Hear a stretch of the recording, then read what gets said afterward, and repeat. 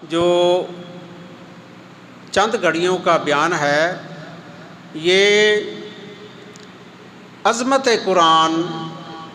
قرآن پاک کی فضیلت کے بارے میں کچھ بیان کرتا ہوں۔ تو برادران اسلام، جو مقدس کتاب اللہ تبارک و تعالی نے اپنے پیارے محبوب حضرت محمد مصطفیٰ صلی اللہ علیہ وآلہ وسلم پر نازل فرمائی، اس کی جو میں نے تلاوت کی تو اللہ تبارک و تعالی نے فرمایا کہ الف لام میم ذالک الکتاب لا ریب فیہ، کہ یہ وہ بلند رتبے والی کتاب ہے کہ اس میں کوئی شک نہیں۔ تو برادران اسلام،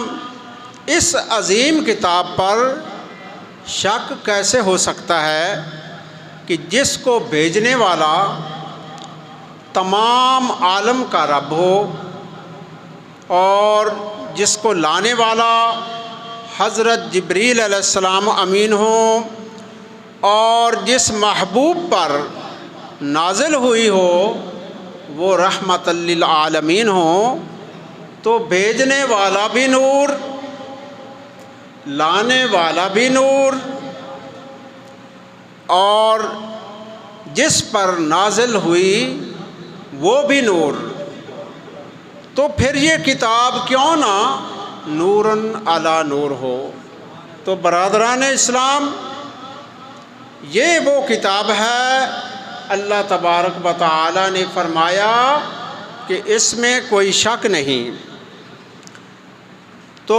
برادران اسلام، اللہ تبارک و تعالی نے اپنی مقدس کلام میں کئی مقامات پر یہی فرمایا، قرآن پاک کی عظمت و شان فضیلت کے بارے میں کہ ولا اصغر من ذالک ولا اکبر الا فی کتاب مبین، اور نہ اس سے چھوٹی اور نہ اس سے بڑی کوئی چیز نہیں مگر وہ روشن کتاب جو کہ موجود ہے۔ تو بھائیو، یہ وہ کتاب ہے راہ ہدایت کے لیے اور مسلمانوں کے لیے، یہ وہ مقدس کتاب جس پر ہم اگر تلاوت کریں اور اس مقدس کلام پر عمل کریں تو برادران اسلام اللہ تعالی ہم پر رحمت نازل فرما دیتا ہے اور برکتیں، گھروں میں رحمتیں آتی ہیں اور برکتیں آتی ہیں۔ تو 20ویں پارہ میں اللہ تعالیٰ نے فرمایا وَمَا مِن غَائِبَةٍ فِي السَّمَاءِ وَالْأَرْضِ إِلَّا فِي كِتَابٍ مُبِينٍ، اور جتنے غائب ہیں آسمانوں اور زمینوں میں، جتنے غائب ہیں آسمانوں اور زمین میں، سب اس روشن کتاب میں موجود ہیں۔ تو معلوم ہوا جو آسمانوں کے خزانے ہیں اور جو زمین میں چیزیں چھپی ہوئی ہیں، یہ اللہ تبارک و تعالی نے سب کچھ اس روشن کتاب میں فرما دیا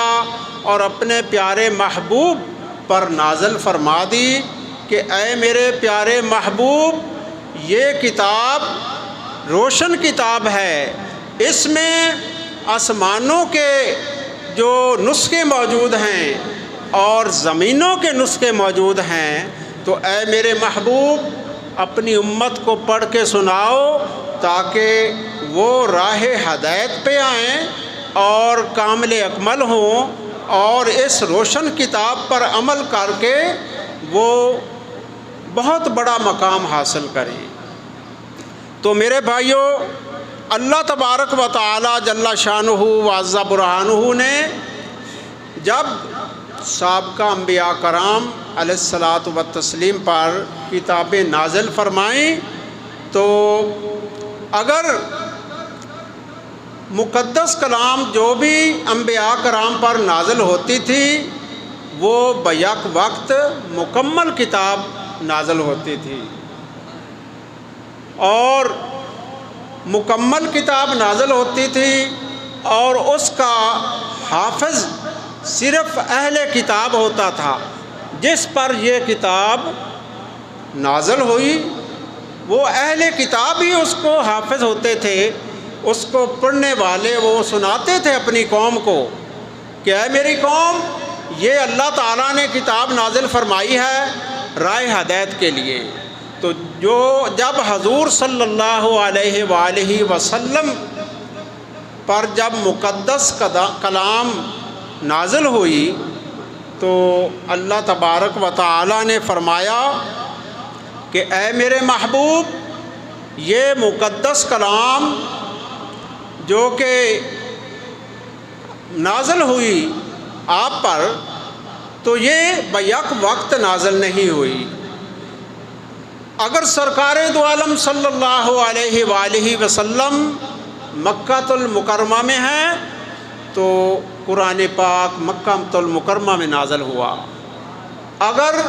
مدینہ المنورہ میں ہیں تو قرآن پاک مدینہ المنورہ میں نازل ہوا۔ تو برادران